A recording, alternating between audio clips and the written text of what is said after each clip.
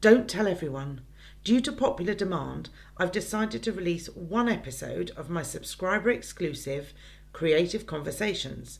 I'd love to know your thoughts. Drop me a message via my socials. If you enjoy listening, consider subscribing for more like this, or maybe you'd like to be a panel member for future episodes. If so, let's chat. For now, though, whether you're running a marathon or running a bath, enjoy listening. Oracy is absolutely essential to understanding who we are, being able to communicate, live happy lives, etc. Without talk, basically, we're stuffed. Knowledge is important, but I don't think knowledge is king in the way that it was 20, 30 years ago. Having a creative and critical thinking brain, that's what we want children to have, because they're going to be the problem solvers of the world to come. We have to be courageous and wise as school leaders and discerning about our pedagogies. What we have to do is find the bits that we can do. So in the existing curriculum, bullet point 3.4, which says we are free to structure our school day however we wish, as long as we cover the national curriculum. Now that for me implies that we can use play-based pedagogies. It doesn't say anywhere that we can't. So we've got to find those nuggets in law and be willing to shout from the rooftops about them so that we can do what's right for children.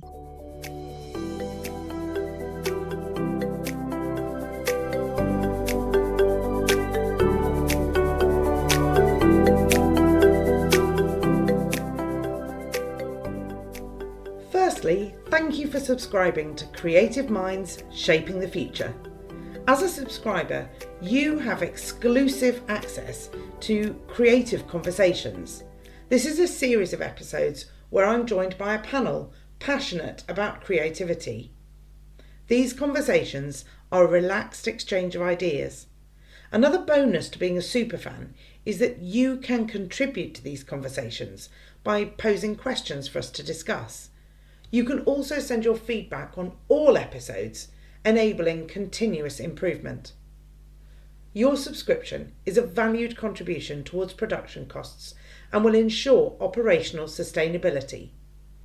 I'm very lucky to have with me a wonderful panel. Alistair, would you like to introduce yourself, please? Absolutely, it is lovely to be here. So I'm Dr. Alistair Bryce-Clegg. I'm an early years consultant and author, and I work nationally and internationally supporting schools, local authorities, organisations in all the wonderfulness of early years. And Pi? Hi there, everybody. Really good to be joining this panel this morning to think about such an important aspect of education. So I'm Pi. I come at this really with an unusual combination, I think, as a teacher writer. So I've written a vast amount of poetry and story, done a lot of storytelling, poetry workshops and performances, but also come at it as a teacher, head teacher. I did a stint in teacher training where I ran PGC and BEds. They were school-based ones, which we were at the start of doing school-based training. I've been an inspector. I did that as part of my job in the LEA. I learned a lot from inspecting schools. I don't know how much they learned from what I was doing, but I was very grateful for the opportunity. I didn't enjoy it at all. I hated it. And I learned too that actually inspection is really quite easy. It's not very hard to say whether something's good or almost any teacher can go in and say, well, that worked really well. That's not a terribly difficult thing to do. I think the harder thing to do is to do the sort of work that I know Alistair does in terms of helping schools and teachers develop and improve the work that they're doing and becoming more effective. And I think I'm one of the people on this planet. I think I was put here to do that sort of development work rather than going round and making people's lives miserable. So that's a little bit about me. I do a lot of creative writing myself. I'm passionate about that, but also come to it as an educationist as well. So it's a slightly unusual combination, I suppose. And Tina? Hi, Emma. It's really great to be here this morning. So my name is Tina Farr. I'm the head teacher of St Ebbe's Primary School in Oxford. This is my 14th year in headship, my second school, and I've been an educator for 30 years. I am absolutely passionate about bringing joy into education, particularly around having education in line with healthy child development with our youngest children in early years and key stage 1 and beyond. And to summarize me, I'm on a mission to reduce the fear that we currently have embedded in our school system and increase by a long way the amount of love. Wonderful. Thank you very much. And thank you. I hope, listeners, you've got an overview there of the wonderful panel here with us today. Let's start by sharing our initial thoughts on the curriculum and assessment review in just one word. Tina, I'm going to start with you. My word is nuggets. And Pi? My word is going to be oracy. Alistair? And mine was permissive-ish. And mine is hopeful. Tina, could you unpick your keyword, please? You said nuggets. Yeah, so because you gave me that question, Emma, of what gave me hope that innovation and creativity will likely be on the agenda, it really made me. I'm a very hopeful person naturally, but there are some strong criticisms that the curriculum assessment review doesn't go far enough. But I'm very much a believer in the Buckminster Fuller principle that you don't change things by fighting, you change things by setting up a better system and making the existing one obsolete. So I looked at it again and I found all the nuggets that as a school leader I can pull out and share with other school leaders that will give them hope that they can have more courage to do what's right for children. Pi, you talked about oracy. Do you want to tease that out a little bit now? And then we can delve even deeper later on in the conversation. Yes, because talk is, well, being kind is probably the most important thing that we help children, work on with children. That's the sort of heart of the whole thing. If children aren't kind, then they're not going to have happy lives and society will suffer, etc. But apart from that, talk got me here. Talk got all of us here. This is why we do what we do. And talk has always been discussed. I go back to things like the National Oracy Project. So it's always been on the fringe, but we haven't yet made the enormous strides that we need to in terms of developing children's ability to talk. Right from the very, very beginning, we come in, when children come in, there's such a massive gulf between, I don't look at my grandson, he's only 2, but he's extremely chatty. He gets read to 5 or 6, 7 times a day. His mum and his dad play with him. There's constant chatter and interactive conversation, and they go on little outings and trips, all the things that you would hope for. And you compare that to some children who come in who have had barely any talk in their lives, any interactive conversation, no storytelling, they don't know what a book is, etc. The gulf is enormous. And from the moment they enter, hopefully into nursery, or if not, when 2-year-olds come into school, but certainly in reception, we have to develop that ability to talk, to chatter about things as we're doing them, to form relationships with other people. It's the talk, I believe, it's the talk that if we can develop that, it will help that sort of bottom 25% of children in terms of reading and writing, etc. So that's a sort of bit of a small part of my thinking around it. Oracy is absolutely essential to understanding who we are, being able to communicate, live happy lives, etc. Without talk, basically, we're stuffed. And Alistair, you said permissive, is that correct? I said permissive-ish. Permissive-ish. Permissive. So basically, much like Pi and Tina, when I read through the document, I made some notes. And in light of Tina's excellent nugget analogy, I made myself in a little box at the bottom of all of my notes write something positive that I took from the section I was reading, because it is so easy to get into that spiral of it's just not enough. And one of my biggest nuggets, which is great for this particular podcast, is that oracy was the thing that came out strongest for me. Obviously, my heart is in foundation stage, and this is about the national curriculum, but anything that happens in the national curriculum eventually gets drained down and flushed into early years. So we tend to get the trickle down method of this is where you need to start, and often around lots of subjects, including creativity. there's a huge lack of understanding. The children between birth and 5 learn in a very different way to those that are then going into the national curriculum and beyond. So I said permissive-ish because I think this document does start to chip away at the idea that creativity is not something that, is over there somewhere if you've got a bit of time. But what I don't think it does is put it at the heart of policy. What I think it does is give you permission to include it if you can find a space. And I would have loved it just to have been much stronger in the recognition of how children actually learn, and that creativity and creative thinking is what we want. We are at risk of giving our children a curriculum that ChatGPT can do for them. It will find you a million answers in a nanosecond. So knowledge is important, but I don't think knowledge is king in the way that it was 20, 30 years ago. Having a creative and critical thinking brain, that's what we want children to have, because they're going to be the problem solvers of the world to come.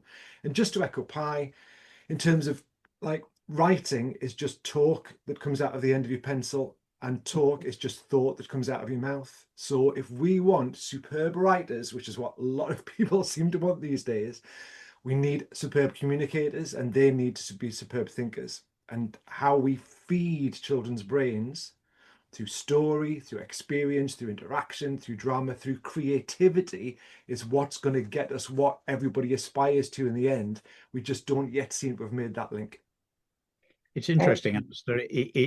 You sound a touch like Ken Robinson there, and what a tribute. But I've seen on Twitter people be very rude about him. But I listened to little clips.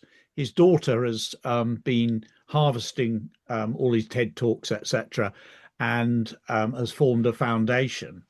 And for a lot of people involved in teaching, he spoke not only wittily, but great common sense. And there's been this, I sort of blame the knowledge-rich movement, and obviously kids have got to know stuff. Of course, that's absolutely true, but you've got to be able to do something with it.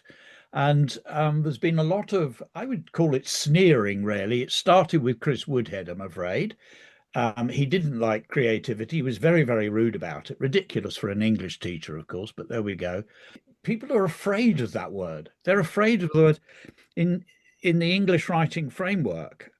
I can't remember how many it is, but it's something like there are 2 mentions of the word imagination and 1 of creativity. It's very small, if they're mentioned at all. I once had a check, and it's hard to find. We're afraid of those words as educators, and the sort of strident, tough liners of whom we have a lot in education, who run secondary schools where you're not allowed to breathe without being ritually disemboweled. Our schools don't have to be like that. They really don't have to be like that. And I do a lot of work, as you do, in primary schools. I see a lot of primary schools that run absolutely tremendously, kids working really hard, loving their time, etc. We don't have to run our schools in sort of rather harsh, draconian ways. And I think it's all part and parcel of the same philosophy, the same approach to children. I suspect that some teachers don't actually like children. If you don't like children, you're in the wrong job completely. That Ken Robinson thing, the importance, the centrality of using your imagination and using creativity to make something of it that might be of sort of interest or value, or even if it's just of interest and pleasure to yourself. Yeah. That the powers that be are afraid of imagination and creativity and don't know what to do with the words. One of the things I'm thinking of doing is writing to the people who did the writing framework and making that point and say, there is actually research into things like creativity, and you need to have a look at it. Harvard University did some very good work about creative thought. Need to have a look at it, and we need to use those words, not be afraid of them.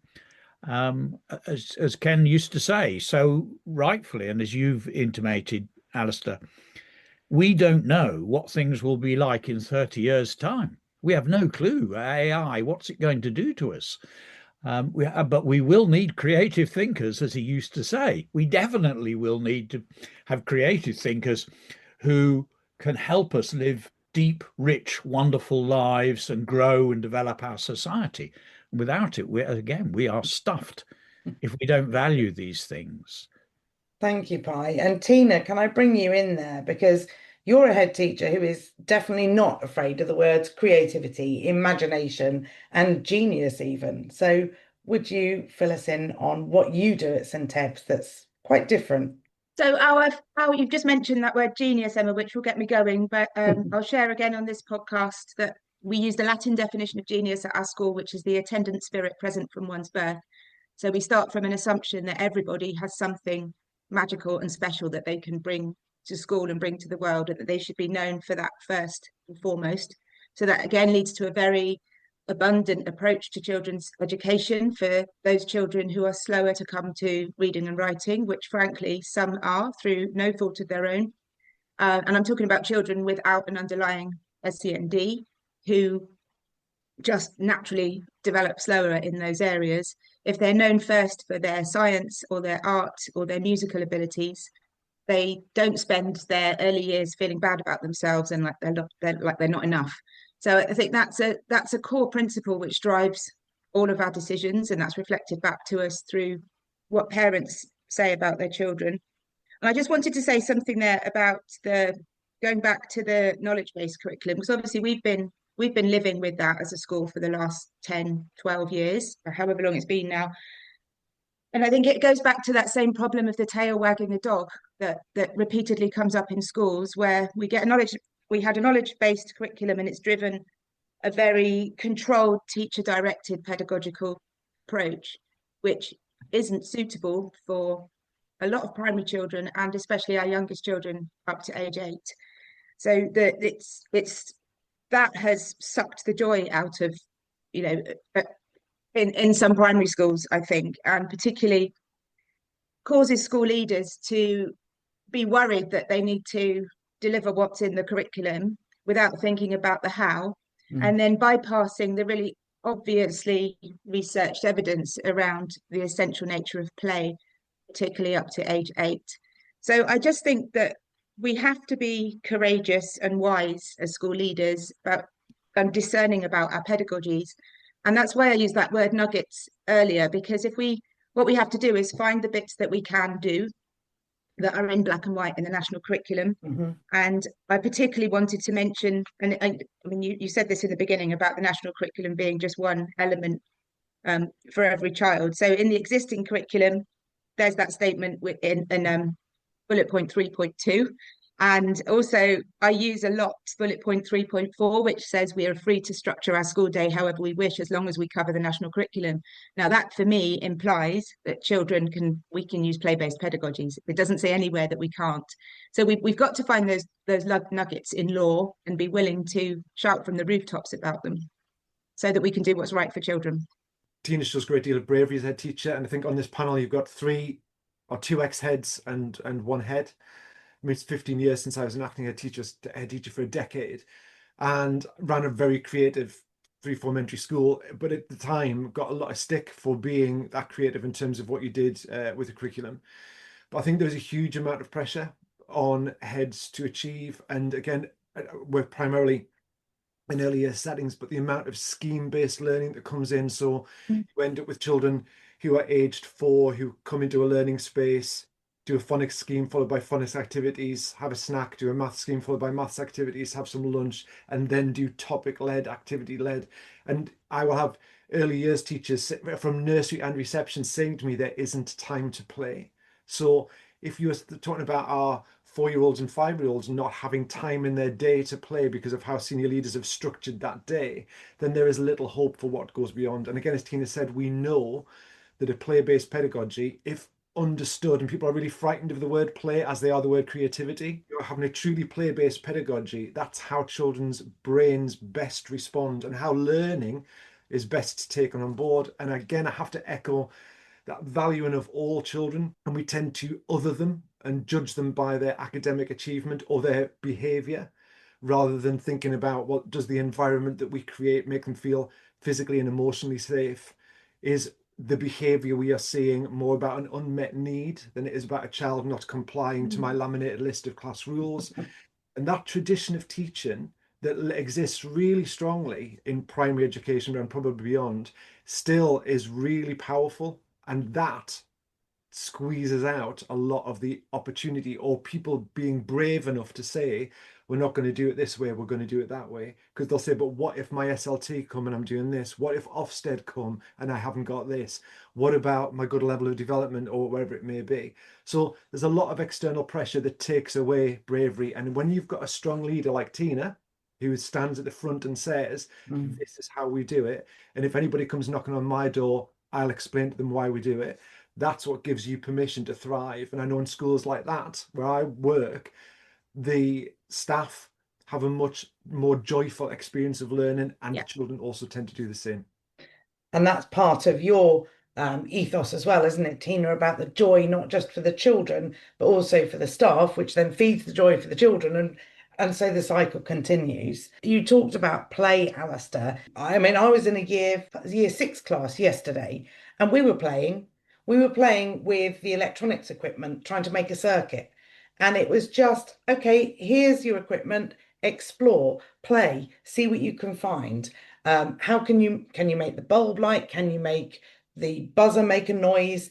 Can you make your own switch? Any of those things. It was just exploratory play with no real specified outcome. Yeah, can you make a circuit, I guess, was the outcome, but it was loose enough to allow lots of interpretation. How would you define play for those people who are nervous of that term? Well, play is not an activity. Play is something that has to be intrinsically motivated by the person who engages with it.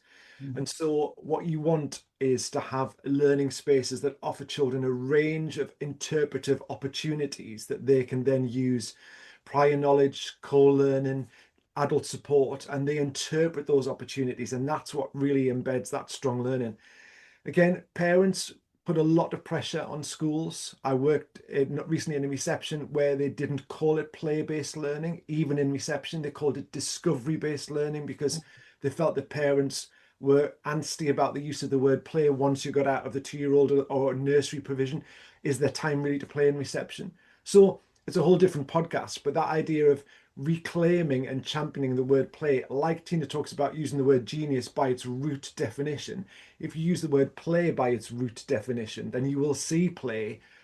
I mean, hopefully you see play in the adult workplace, you'll see it all right the way through into secondary school, probably way less if the secondary schools my children attended were anything like common, but you should certainly be seeing it in early years in primary school. Tina, did you want to add to that? I'd love to. Yeah, well, we keep referring to the fear that exists in schools that prevents us from making the right decisions for children in our communities. And I think, I mean, I was formerly a Key Stage 2 teacher, usually upper Key Stage 2. So I've had to, and I'm ashamed to say only recently, I've really educated myself, and I'm continuing to educate myself about what play is and its place in the primary curriculum, not just in early years. And that one of the ways that I'm doing is to try and reduce the fear for other school leaders. It's that I think people perceive that it's either teacher directed or play. And like Alistair just said, it's about the environment that the children are in. So our Key Stage 1 and early years, obviously early years classrooms, but our Key Stage 1 classrooms are really rich environments that have all the stuff that children might need to choose from to express their learning in different ways. But they still have a timetable. They still have elements of teacher directed sessions. They still sit on the carpet and are taught by their teacher. They still go to a table for some guided writing. It's really rigorous. But play isn't featured on the timetable. And the phrase that we use is the play is always there. So it's always out in the classroom. If children have made a fantastic block construction, which is labelled, which reflects what they've been doing in their learning, or something else that they want to share, their teacher doesn't make them put it away until she's sure everybody's finished with it and it's developed as far as it can. So it's just so rich and abundant in those rooms that now I've seen and felt that as a head, I'm increasingly learning what to look for, and there's no going back from that. I can't go back to walking into a room where children are trying to disappear under the table or are just completely disengage with what the teacher's desperately trying to teach them. So she's still doing all that stuff, but she's being really wise and careful about how she does it and giving them a significant amount of autonomy, um, you know, within how they choose to present their learning, allowing space for them to have completely child-led learning and sharing things with the rest of the class, which then go viral. They do so much writing. If somebody makes a Lift the Flat book about mini beasts and the teachers share it, another 14 children suddenly want to make one. And then you've got writing that they wouldn't have had time to do in 1 hour of a literacy lesson. It's magical, but it's also rigorous and vigorous. And I just absolutely love it. So very much on the and, not or. It's teacher directed and play. And I think people get very scared that if we say that we can have play-based pedagogy, that people will somehow stop teaching children. And that's simply not true. And I think practitioners really lack, and school leaders, especially when inspection looms over them and people say, well, I don't do anything for inspection, but lots of people are very aware of inspection coming. It's that language to articulate progress through play. So partly a lot of the work that I do with school leaders is about looking at it through a different lens. So I often do an exercise when we're wandering around and we play a little game called I See, You See. So we'll look at something that's taken place in early years or Key Stage 1 if it's play-based. And I will say to them, what do you see? And often they'll say, well, what I can actually see are 4 boys messing about in a sandpit. And I'll say, right, well, this is what I see. And I don't know these children. And if you ask this class teacher, they would probably say, or the TA, they'd probably give you an extra layer of knowledge on top of that. But once you have a language in which to express creativity or play, then and articulate it in a way that people who don't yet possess that language can understand it, then you tend to break down some of those fear barriers because people go, well, now you say it like that, I can recognize that's what it is. I wonder too, you'll know more about this perhaps, Alistair, than I do, but I wonder too whether teachers and teaching assistants it's almost lost the ability to play. Maybe they do it at home with their own kids or grandkids. I mean, there's nothing I like more than playing with little Arthur. It's the bee's knees, I tell you. It really is such fun that we have. But then I go into schools and I see people unable to share a book, for instance, with a class without firing questions at them. So they're not doing snuggly reading. Arthur has snuggly reading. He cuddles in with grandma or grandpa, and we share a story together, and he will join in with some of the words, and then he makes comments, and he pretty much leads it, if you know what I mean. We wait for him to point to what he's in, etc. Anyway, the snuggly reading, and then I suspect people probably do that at home, but they don't seem to do it in school. It's almost like they don't have, or put it the other way round. I saw the other day a TA who was playing with some children wonderfully in a very childlike manner. It was fascinating to see and really enjoying it. And they were dressing up in this castle thing and putting cloaks on. She said, come on, let's make a story up. And they made a story up together. And it just struck me, here's somebody who is playing fruitfully with the children, joining in all the things that, if you analyze what she was doing in terms of things like extending sentences, building on it, modeling language, it was all there, but completely, I don't know, she got the ability to play, but I think others are afraid of or think that isn't right in the classroom. What are your thoughts on that? I'd say yes for lots of practitioners because we are very scheme driven, we are very subject driven, and there's a lot of top down pressure. I had a practitioner who said to me not very long ago, I used to be a teacher and now I'm just a deliverer. And I literally feel I'm just delivering somebody else's planning on a daily basis. I've lost the skills to teach. And so I think when people feel like that, it also takes away the joy of their own job. I mean, the reason that probably all of us got into teaching was, and certainly when I was doing it way back in the early 90s, it was it would be pre-national curriculum. I was kind of there when the national curriculum first came in. I would talk to my mum, who had been a year 6 teacher for years before that, and she would talk about the open-endedness. I mean, she would even go to where she would say, well, I would be walking through the woods with your dad and we'd find this gnarly old log and I'd say, Eric, stick that in the back of the car. I'm going to take that into school on Monday. And I'd planned my whole week around a log that I found in the woods. It was that loose, but children learned things. And of course, there are good bits and bad bits about all of that. But I think definitely adults have lost the permission in lots of spaces to play. But increasingly, what early years people will say to me is children are losing the ability to play. So what was standard practice for point of entry for lots of children is no longer appropriate for point of entry, and they're having to go 3 or 4 steps backwards because children aren't coming in with those skills. And then we're launching into a whole discussion about parent culture, screens, the fact that the people who are parenting the children that are just coming into our early years spaces are the first generation of screen-based adults, so they were brought up on screens.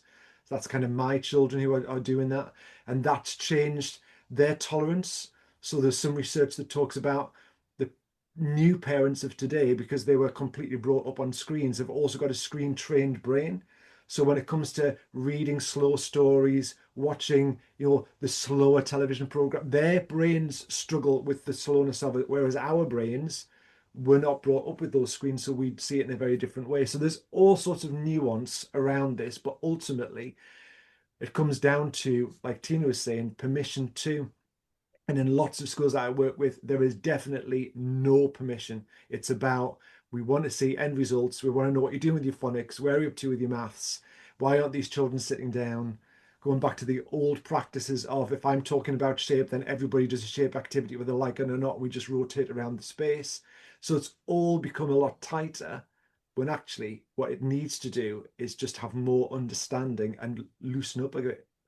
So I'd like to throw out to everybody then, do you feel that this curriculum and assessment review and the curriculum that's being developed now has the opportunities for more play and creativity? Do you think there are those nuggets that we can hang on to and almost give ourselves permission for more creativity and more play, because we're seeing how important that is? So I'll start as EO, and then the other two can bring in the joy and the light. Because I think I don't want to be that person that's always policy bashing, because they're really annoying, especially on Twitter, or X as it is now.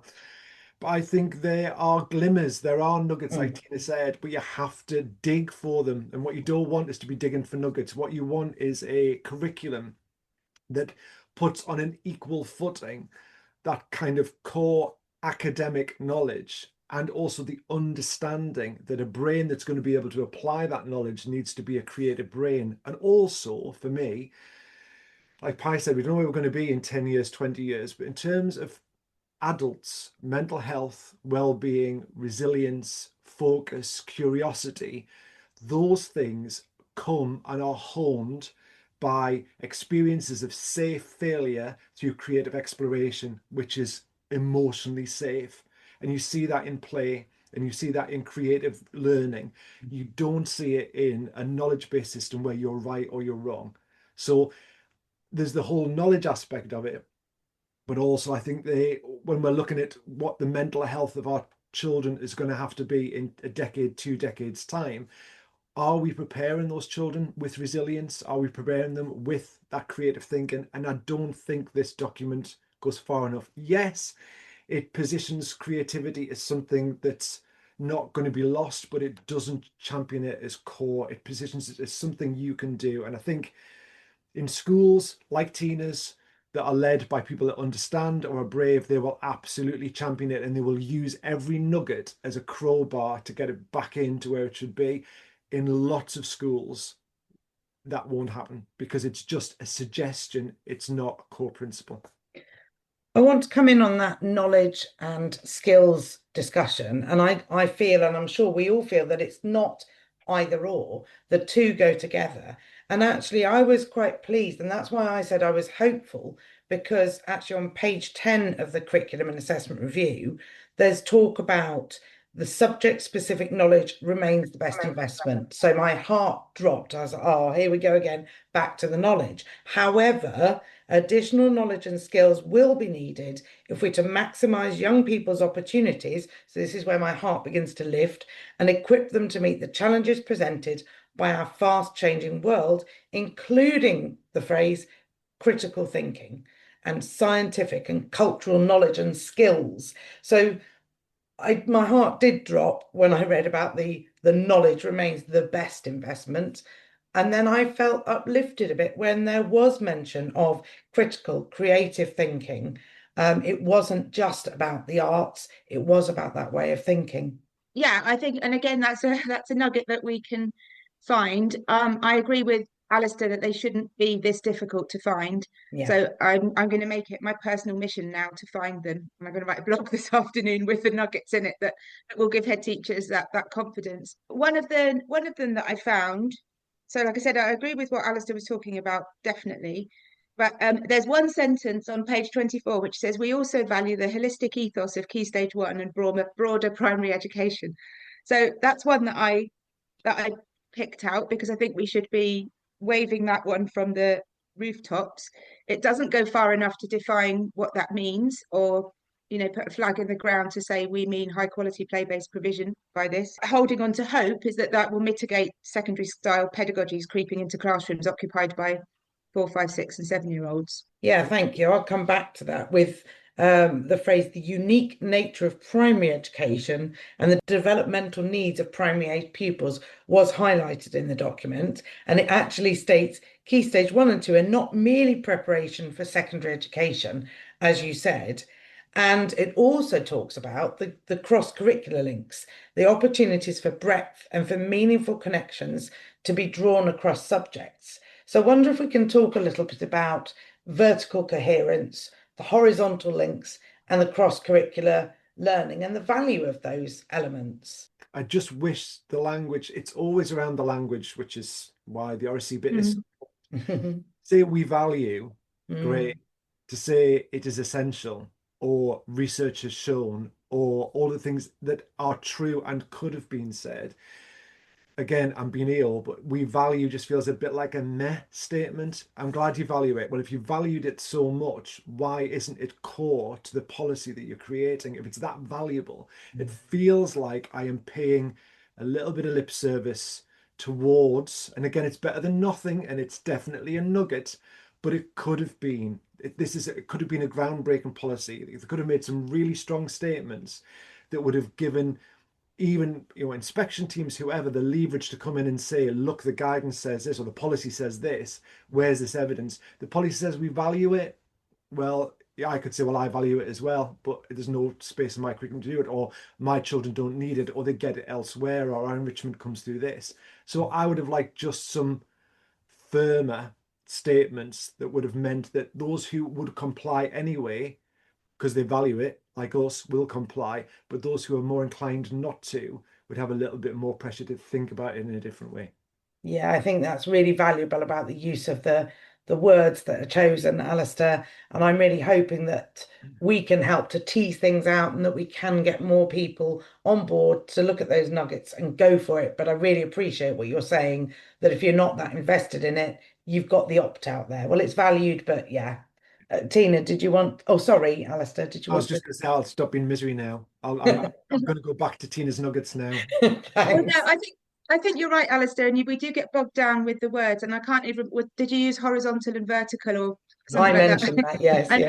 that worries me. I mean, we got bogged down for a long time in what we meant by intent implementation, and of the correct, with Yes, Ofsted, yeah. and we can get very bogged down in, well, what does that mean? And we then stop looking at the things that actually matter.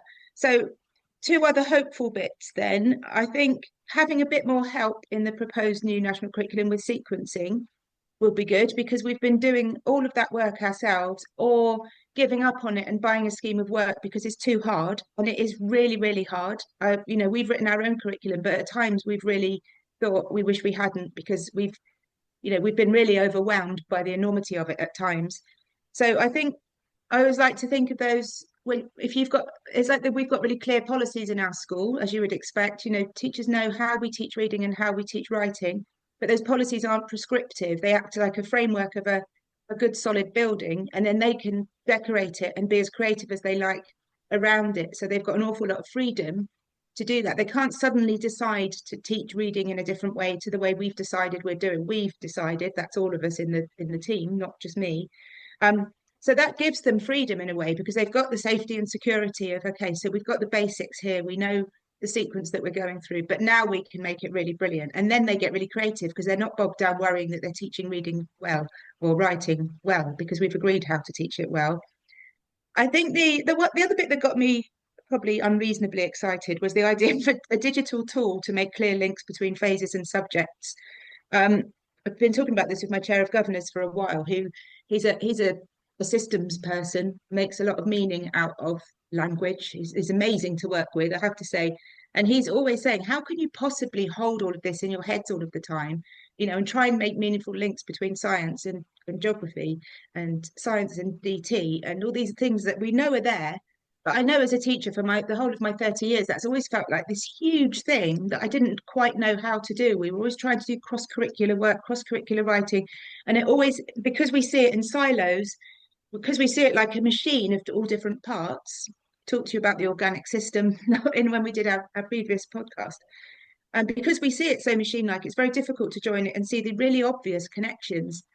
And it's only when you start to see those connections, again, you can't unsee them. And the whole thing starts to feel more manageable. So if that digital tool is any good, it will actually reduce the amount of content for us, because we'll be able to see that we can cover lots of things in one session across lots of disciplines.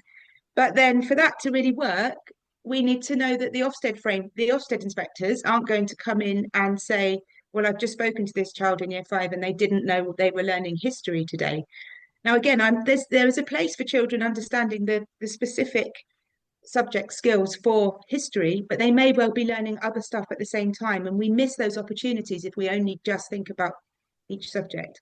So that could be a really good nugget. Thank you. Pi, did you want to add to that?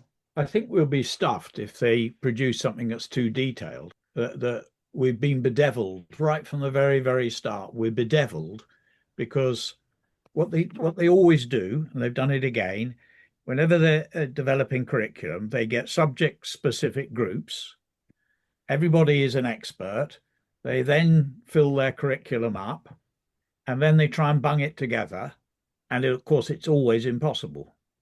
So that sort of, if I'd had any say, I would have said one side of A4, and that's it. You've got to articulate it in one side of A4, and then leave it to schools to draw upon, the locality, the talents that they have in school, etc., in order to grow a great curriculum. If it's too large, yet again we will be stuffed. So, and the topic work thing I don't really know about in terms of I've seen people do a sort of cross-curricular approach, and it's been absolutely wonderful. But I've also seen schools who do subject-specific approach, and it's absolutely wonderful. So a sort of, it's got to be wonderful, whatever way it is. Yeah. It's got to be great learning. And some people seem to, for me, I'm more of a subject person because of what Tina was just saying. It's so enormously complex to try and weave things together. And then very often what happens is something like art falls off the back of the lorry because art was, we'll make a cardboard Roman shield and paint it, and that's considered to be art. So they get to year 6 and nobody can draw anything. So I'm sort of not decided one way or the other. But what I do know is whatever you plan to do, let's make it the richest and most wonderful experience. The other thing I wanted to say is about play is that I think the whole thing is play, ideally. I think it's a serious game. You get into year 6. I was watching year 6 recently, and they're doing some creative writing, and it was playful, but it was completely serious. Heads were down, but they were loving it. And the kid came out at the end and said, God, that was fun.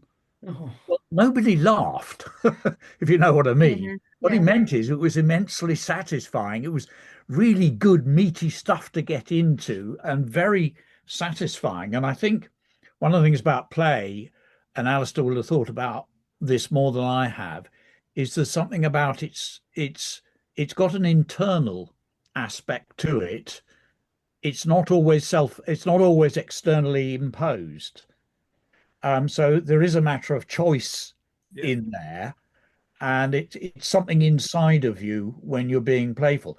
That doesn't mean that teachers can't set up playful situations or creative situations. They certainly can, but it is something to do with internal choice, curiosity. Oh, this sounds really good. And then being able to draw upon what you know in order to create something that's new and fresh and very much yours. Absolutely. I think there is pure play, which is that intrinsically motivated essence. Yes. There is playful learning, and there's also playful teaching, uh, Yes. which is usually delivered by playful adults. So there are subtle differences, but it's got a different nuance around play. And again, because you're talking about the vertical coherence and the horizontal links, that if we go back to the foundation stage, obviously this is national curriculum, but the foundation stage is based on those two principles that children learn by repeated actions and revisiting learning again and again and again and again.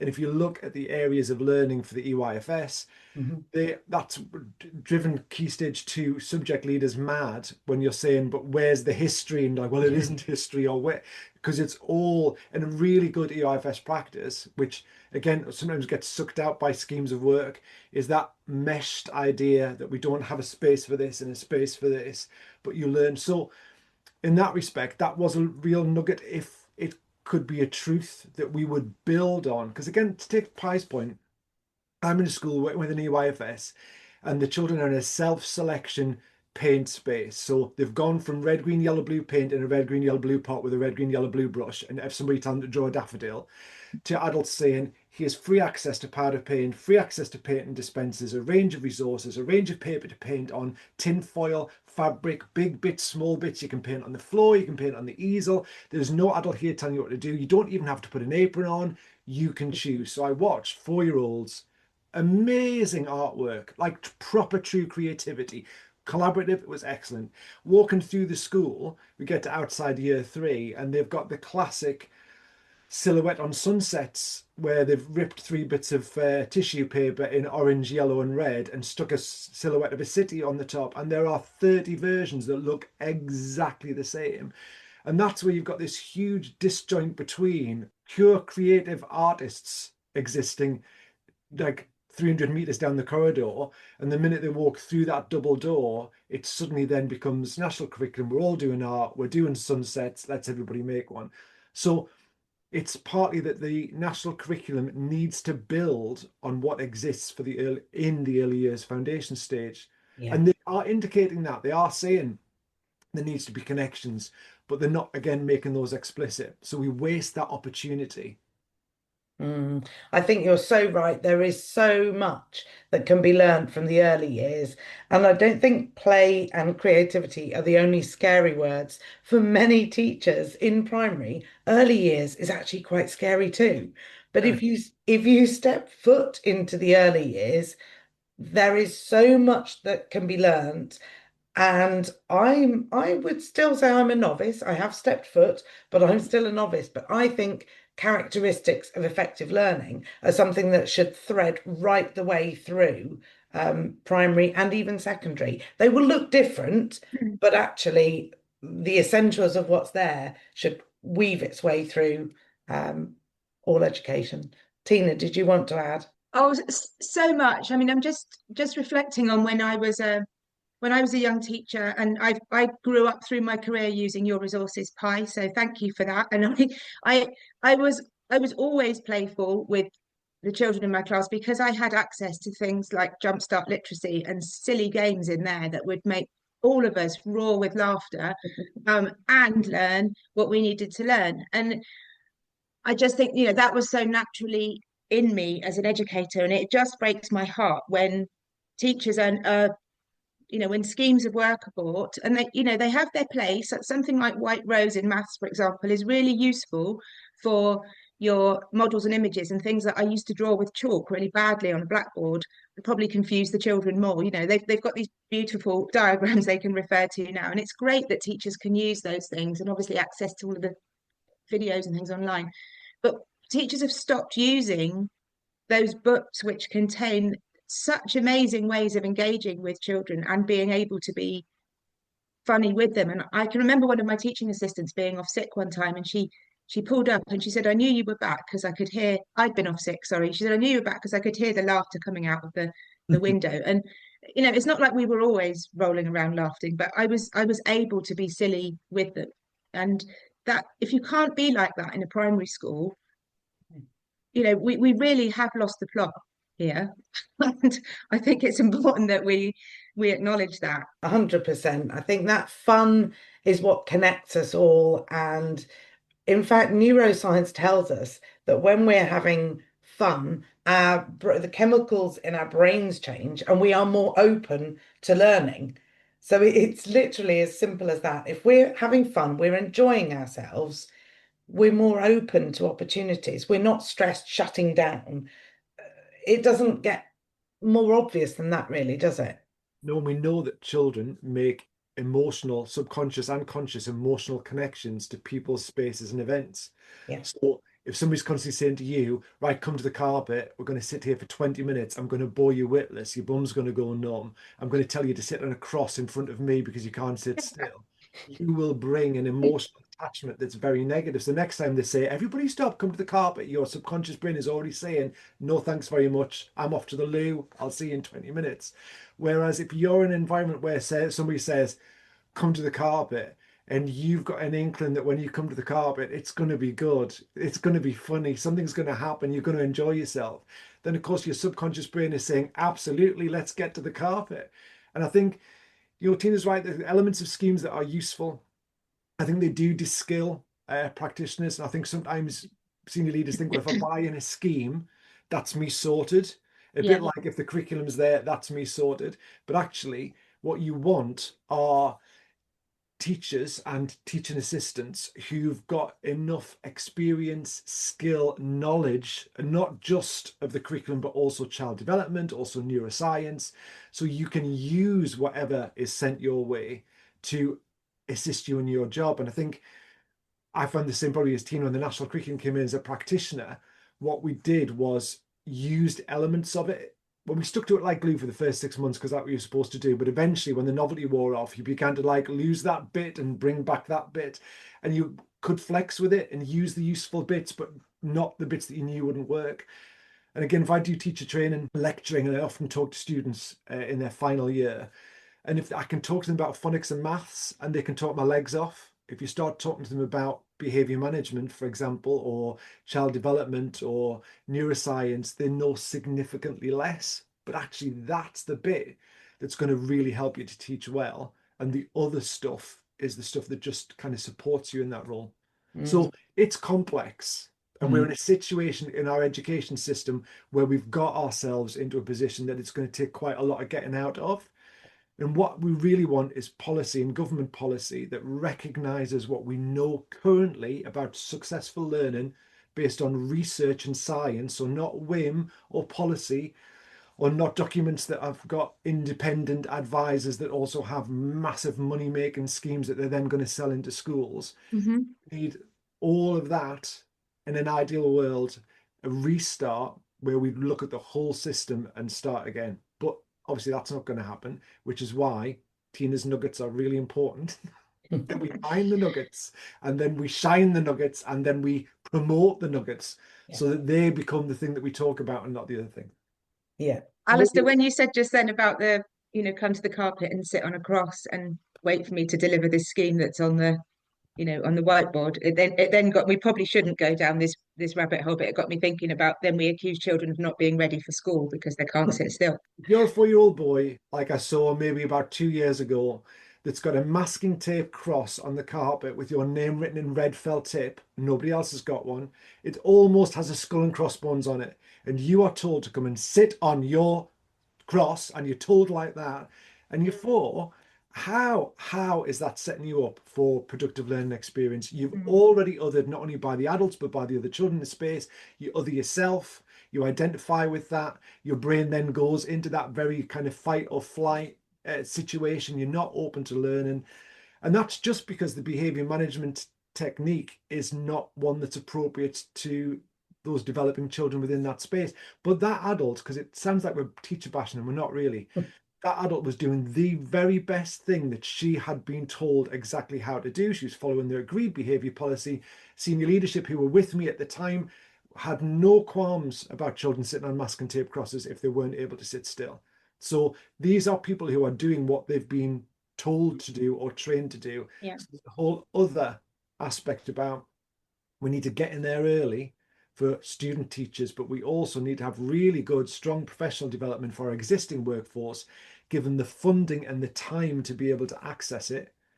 And again, the whole podcast is the fact that the internet is now flooded with experts who will, for £3.20 in a bag of wine gums, give you some training for your team. And some of it is amazing, and a lot of it really isn't. So nobody polices that. So people are just cherry picking whatever's affordable or what they've seen on Instagram. So there's all sorts of nuance to how practitioners build their pedagogy, and policy is part of that. But if the policy was stronger, it would mean that then the building of that pedagogy, the CPD that those practitioners got, would be based around policy, and that would help the cause.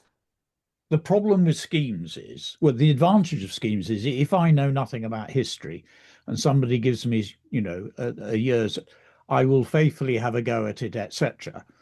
The disadvantage of it all is you're no longer the originator of your own thinking and decision making, etc.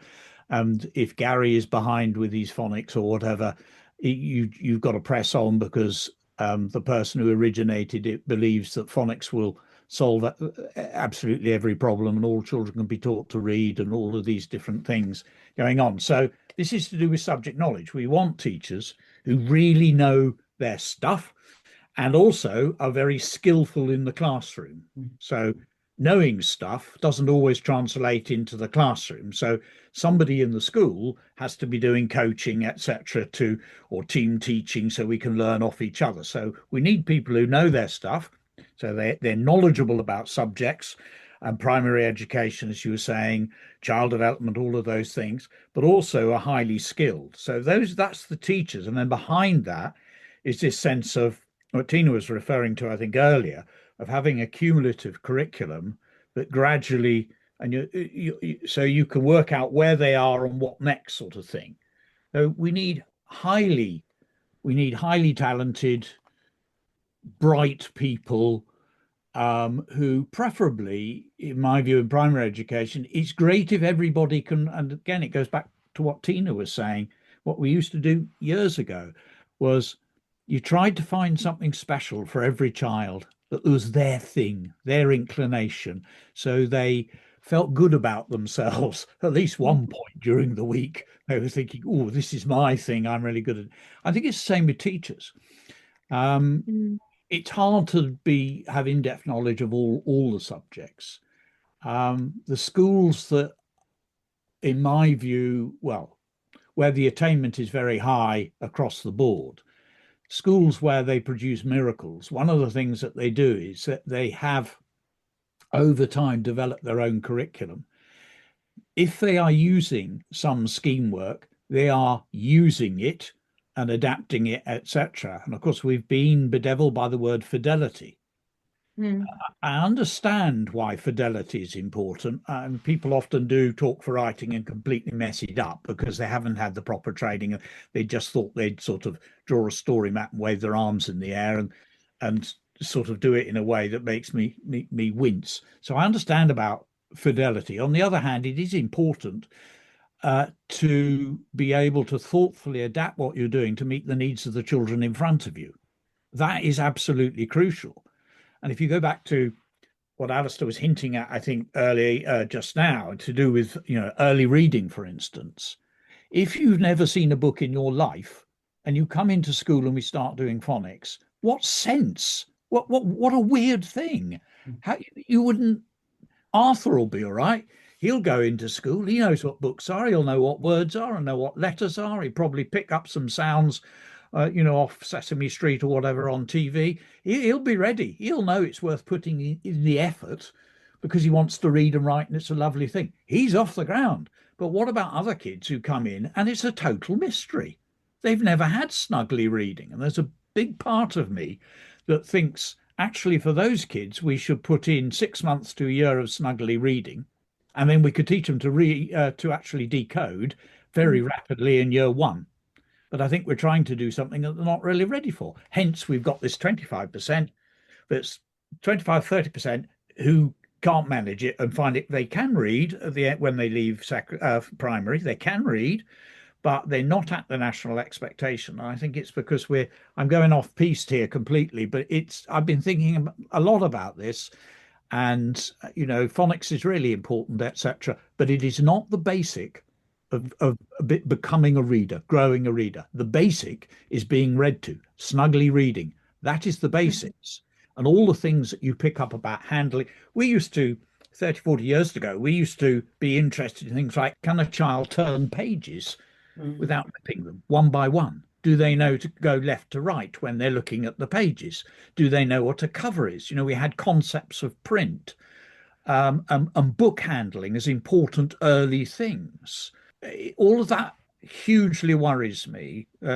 I'm sorry, I've gone off onto something that I think is important for the nation. It's important for that 25% of kids. I think we're starting in the wrong place. But schools will understand that. Early years teachers will understand that. Of course they know that, but they don't do it because they'd be criticised for not faithfully following the phonics programme, cracking on. And it's actually, I think, talking to heads, it's become such, we've read it so much, we've been told it so much, we've been inspected on it, etc., that we daren't believe something different might actually help those kids. And they need a lot of early play as well, because as Alistair's saying, they're being pushed into doing something which actually emotionally, socially, cognitively, they're not really ready for. Let's talk about your other passion, Pi, which kind of links really closely with reading and writing, about drama and the greater prominence that we've been promised or alluded to is going to appear in the curriculum. How do you think that's going to benefit children? Well, hugely. And actually, it's a good bit of gossip, but when they originally did the national curriculum, believe it or not, they forgot drama. They literally just forgot drama. Which is extraordinary. But I was also pleased to see dance in there as well. I love dance. There is the DFE have got, I don't know if either of you seen it, you probably have.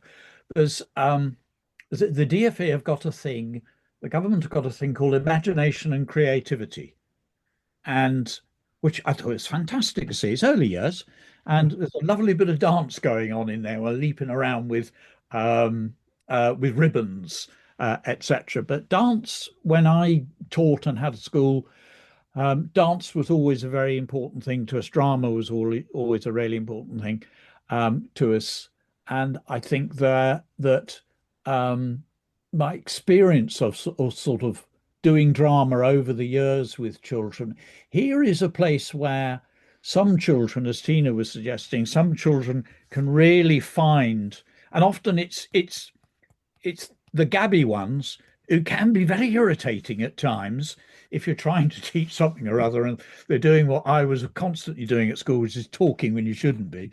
But I had a flair for drama. I could do drama, and it's built me a whole career, really, the ability to talk, and entertain people and touch upon, hopefully big truths that will help them with their teaching, etc. So that for many children is going to be an important part of their emotional, social growth, developing language, learning how to use language in order to explore different situations, becoming different people. It's really built on play. Drama is about play. It's just pretending who you are, pretending you're somebody else or pretending you're a monster. And I was really pleased to see it in there. I was really pleased to see dance mentioned. Yay, hey, because we need to get the arts back. Absolutely, as important as anything else. That hierarchy that Ken Robinson used to talk about. Not everybody is, reading and writing, etc., is very important. But I would also say that the ability, sport is very important. Music is really incredibly important. Art is incredibly important. I wouldn't put them as a hierarchy myself. I think they're all important. So yes, great things to see in there. And obviously we've got the Oracy and the Oracy framework, and all the work Jeff Barton and various people have done on that. For me, in what I do, I think storytelling is absolutely fundamental to whom we are as human beings. And again, Alistair and Tina will know that from their work in schools, that it's not just reading, it's the story of who we are. And if you can't do story, then again, you're stuffed. The art subjects being an entitlement rather Yes. than this optional extra. Yes. Again, each of those arts subjects where we can express ourselves is part of being human, isn't it? Yes. And we need that for, I think, mental health, mental well-being will be significantly better if we provide those opportunities for children to express themselves, not just through words. Yes, that's important too, but through whichever medium works for that individual. Yeah, I mean, singing, for instance, is a thing of great joy. Primary schools that don't have singing in them, what is going on? It's you get together, you feel part of a group, you sing, you raise your voices together, and it's a wonderful binding thing. In the way that story is a wonderful binding thing, it brings us together. It helps us take a step out of the darkness of ourselves. It's about explaining the world to ourselves. You put the template of narrative on the world, it explains the world to ourselves and ourselves to the world, and all of that, all those sort of big ideas. Certainly, schools need to articulate and remind themselves about. What is the point of education in this school? What is making us special? And it's great that the national curriculum is getting that breadth back and saying, yes, you do have to do these things. But over time, we're going to have to, I say we, I'm getting old for all of this sort of thing, but I can't leave it alone because I know it's so important for children and for teachers and teachers' joy. I mean, mad situations. I remember being in a school recently, and there were two slightly older teachers who went to weekly art club together, and they were telling me, what fun it was to go off together at the end of the day and do painting and things. So I was asking them, how do you use that in the classroom? And they weren't using it in the classroom. You think, this is bonkers. You've got a staff of 15 people or whatever. Where are the people who've done dance? There will be people who have done dance. So let's get them using their talents, because we said earlier, you can't all be great at everything. But given the appalling way that the arts have been treated in education over the last, well, basically it was the Tories, no wonder children are miserable in school now. No wonder we have so many sad children in secondary education. And when you look at the other end, I lurk on various Facebook pages just to sort of see what the average punter reception teacher or year one teacher is, what's going on out there. And they share some real challenges. I do think, I know we get older and you get more dinosaurish and Eeyorish, but I do think things are getting harder for teachers, really very hard. And if you look at little children when they come in, who find it hard to settle in and form relationships and all of those things, and Alistair hinted at it, partly because the parents are addicted to the phone and they've had too much screen time. So that I think that's got a very, very big influence on the current situation. But they do need to have time to play, and they do need to have the arts in their life, because the arts make us feel good about ourselves. You come into school out of chaos, and if you've come from chaos, you need to create, to make something, and make something beautiful out of chaos. Create something, even if it's a splodgy painting, or you've been flicking paint on whatever, and you've done a Jackson Pollock at the age of 4, and you hold it up, and and that can go on the fridge at home, hopefully. This is all hugely important, as important as anything else, because if children aren't happy, of course, they're not going to learn. And if teachers aren't happy, they're not going to teach well. If they're in year 6 and they are trying to teach through grammar, trying to teach writing endlessly through fronted adverbials, etc., not teaching composition. They're not going to be happy. The kids won't be happy. So I think one of the great things is this is a new chance to start, new national curriculum.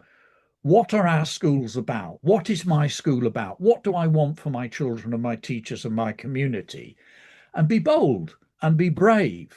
And actually, the truth about inspection, I think, is that certainly when I did it, and again, it was a long time ago, but I think a sensible inspector, when they come in, you come in and the culture in all schools is slightly different. Everybody has their different tone and their different take, etc., on the situation.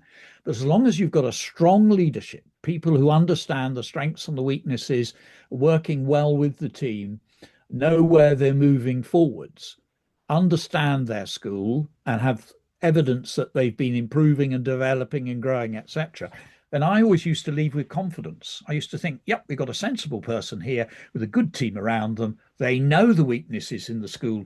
You know, they know about Mrs. Jenkins in year 3, and they're giving her some coaching, and they've got her onto some online work, etc. You feel confident. You think, yep, they're going in the right direction. You know, why kick somebody just because they're working in a challenging area who's doing a reasonable job? Yeah, So, absolutely. I've always said that too. If you know the strengths yeah, and the weaknesses of your school, and you can show what you're doing yeah. to build those weaknesses into strengths, then what really is there to worry about?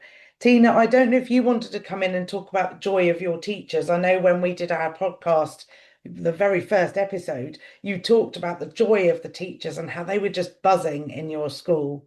I do, but I do want to talk about that, but I also want to just build on what Pi said. Is that okay? Of Just for course. a minute.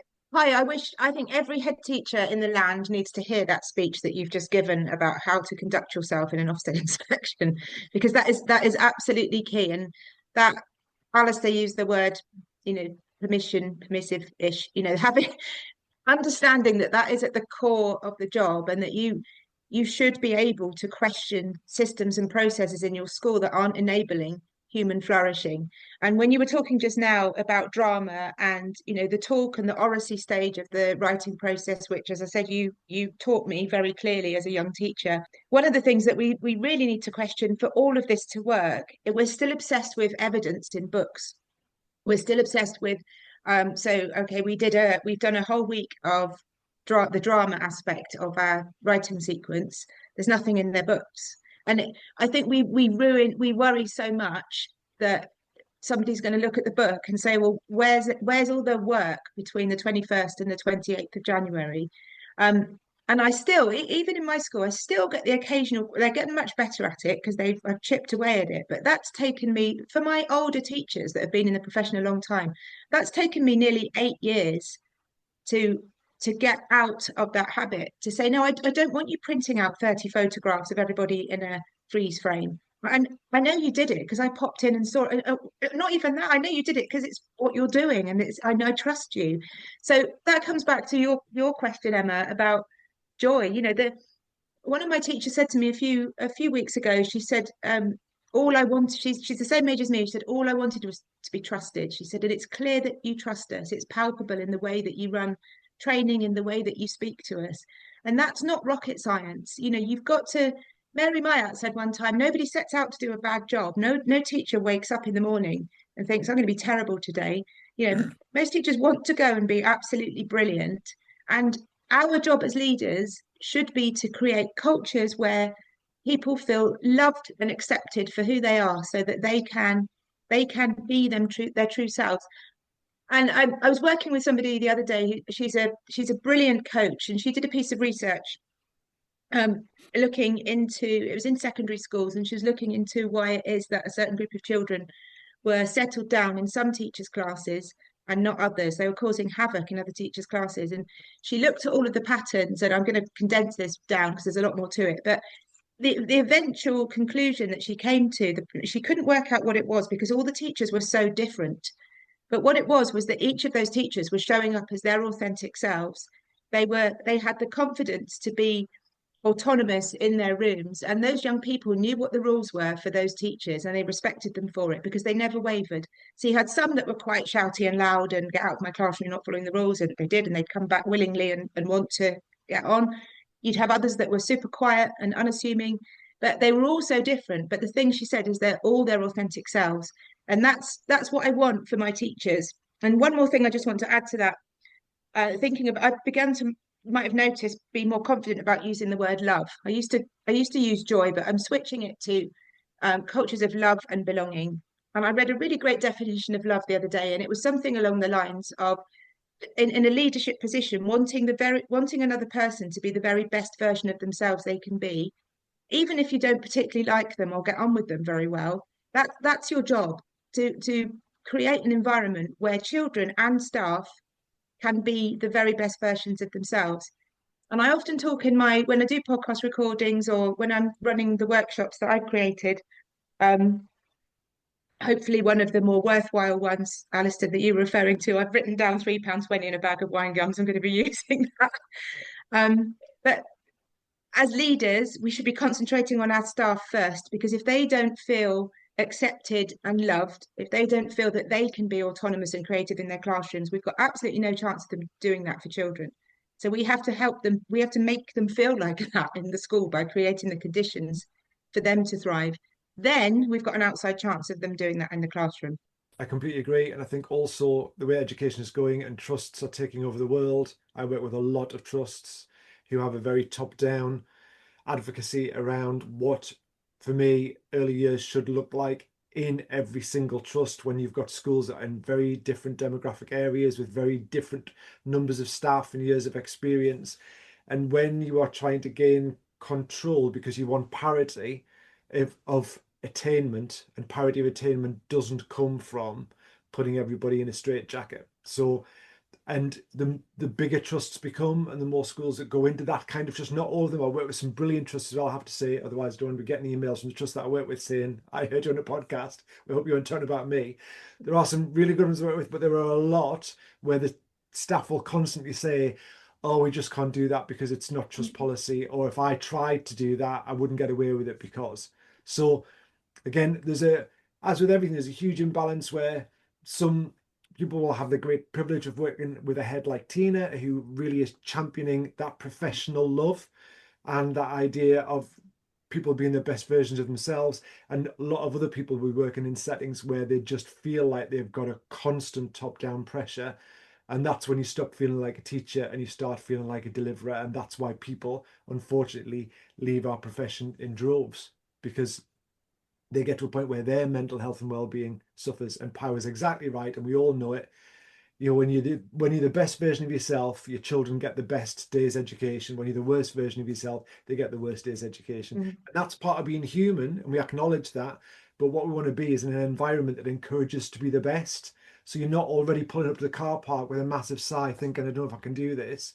You pull up to the car park thinking, I've had some right rubbish go on at home. I wish I'd never had children, but now I'm going to go into school and exist in that bubble. And then by the end of the day, I'll be able to reflect on the issue I had this morning, probably in a better way, because my head will be in a better space. That is the dream. My main concern about the spanner in the works with the curriculum and assessment review is the emphasis on testing still. And I'm very vocal about this, that I don't mind there being some testing, right? And I know that it's my job to prepare children for those tests, as well as help to be the very best versions of themselves that they can be. But it's become such a dominant narrative that the purpose of education is to get children to pass tests, that I think that belief is so deeply embedded in our system. And I worry that that's still coming across in the review as the main objective of it, as the main purpose of education.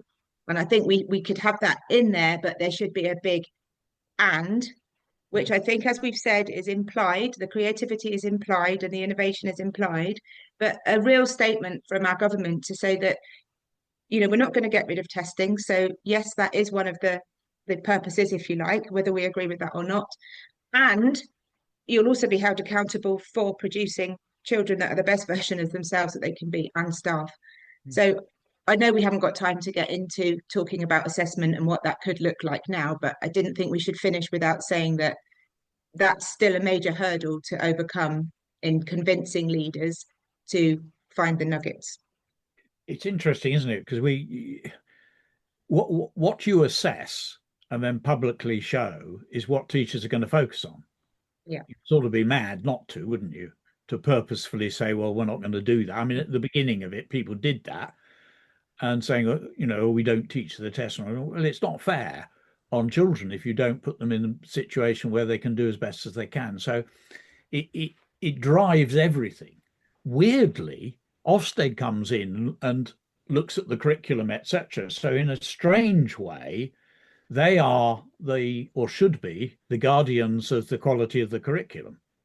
It's a really weird thing, that. But I think all of us would say that very, very high stakes testing has not necessarily been a good thing. Though, when I look back at it, teaching is better than it was 30, 40 years ago. Definitely. Curriculum's better. Definitely. The standards in reading, writing, maths are definitely higher than they've ever been, etc. So I'd end by saying I think that the curriculum review is a new opportunity. Schools need to define what they are, what their purpose is, and really run with this and put creativity, as Alistair said right at the very beginning. Actually, creative thinking is part and parcel of, I guess, every subject.